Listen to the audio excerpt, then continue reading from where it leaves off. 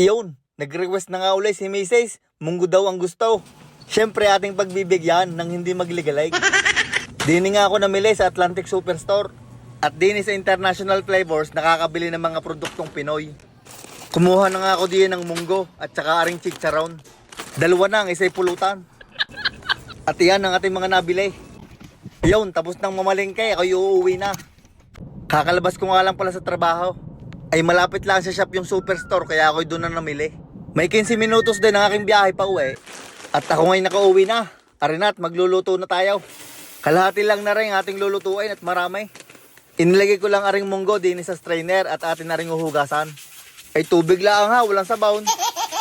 At pagkahugas natin niyon, ilalagay natin na rin sa kalderong maliit. At atin na rin lalagyan ng imported na tubig galing sa gripo. Yan, ganyan lang ang karami at atin na rin papakuluan hanggang magsabog-sabog. Habang pinapakuluan natin ang ating munggo, tayo muna yung magpipit-pit na ring bawang. Isang buong ulo ng bawang ang aking ginamit din eh. At ari ginayat ko lang ng pinong-pinaw. Yan, parang gayaan.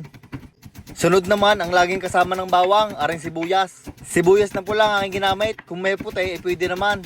Papagayaan lang ang gayat. Ari lalagyan din natin ng kamatis, kasama aray sa panggisa. Ginayat ko lang aray ng papagarne. Aray naman ay madudurog pag ating ginisa. 2 kamatis lang pala ang aking ginamit. Lalagyan din natin aray ng protina. Magagaya tayo din ng pork liempo.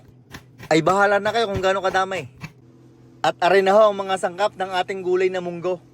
Kailangan din natin ng siling green at saka spinach. Ay kung meron kayong dahon ng malunggay ay yun sadyaan din eh. Ay karami noon sa kahanggan, unahin na natin aring liempo. Atin na rin sasangkutsahin para mabawasan ng kaunting mantika at mas masarap. Ari aking tinatakluban para mas mabilis maluto. Hinahayaan ko lang kumapit sa ilalim para mas matusta. At pag ganyan ng kulay, ayos na yan. Dini na din sa pinaglutuan ng baboy. Babawasan lang ng kaunting mantika, tayo magigisa ng bawang. Ay intay ka muna pala, atin munang i-check aring munggo. Pag medyo naiiga, lagyan nyo lang ng tubig. Iyon, balik tayo din eh. Magigisa tayo ng bawang. Sunod naman ang sibuyas. Gisahin nyo lang yan, may 40 segundo hanggang maluto ang sibuyas. At pag gayaan na ang itsura, ilagay nyo na ang inyong kamatis. Ari naman ay gigisahin natin ng mga 1.5 minuto. O hanggang magdurog-durog ang ating kamatis. Bago natin isasauli ang ating karne. At tayo maglalagay ng sardinas, aray gawa sa Canada. Kasarap din na lasang tinapa. Atin muna nga aring gigisahin ng kaunti bago natin titimplahan.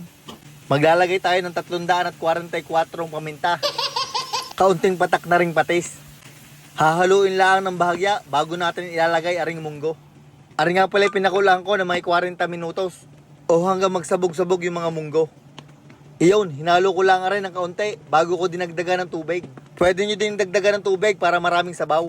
Tapos naglagay ako ng isang Knorr pork cubes. At hinalo ko lang uli bago ko tinakluban. Abay, hindi ari kasya, kaya aray mas malaki ang aking ginamit. At iyon, nakalimutan ko na namang ilagay ang siling green. Ay lagi na lang naiwan. Inilagay ko na nga rin aring mga hipon. Atin lang rin papakuluan na may 3 minuto. Para hindi masyadong kumunat ang ating mga hipon. Pagkalipas ng 3 minuto, atin titikman na rin kung ano bagang lasa. Ay para sa akin na ayos na, kaya ilalagay ko na rin spinach. Kung kayo nakukulangan pa sa alat, pwede kayo magdagdag ng patis. Halu-haluin nyo lang yan, tapos patayin nyo na ang kalan at yan ay luto na. Maglalagay naman tayo ng kaunting chicharon sa taas para maganda tingnan. Yung iba ari hinahalo, ay ang gusto ko yung ari crispy. Kaya ako'y naglalagay ng chicharon pagkatapos kong sumandok. Iyon, ay gusto nga ni Mrs. ay may isda, kaya kami nagprito din ng tuyo. Ang masarap din sa munggo ay pritong tilapia o kaya pritong tambakol. Ay sadyang nakakagutom na. Ay iyon, ay paano, ako'y sumandok na at kami kakain na. Magkano na kaya ang isang sandok na gulay diyan sa atin? Ay nakakahingi pa rin ka ng sabaw. Ay iyon, areho ang aking version ng gulay na munggo. Ay kayo nang bahalang humusga. Maraming salamat sa inyong patuloy na pagsubaybay. Shout out kay Miyagi Brags, kay Manuel Bangga ng Taysan, Batangas, Joshua Umali, Lawrence Novalao, Roel Sano, Sunny Elgado, at kay Dundon Niobin ng Ilocos Norte. Maraming salamat sa suporta mga idol.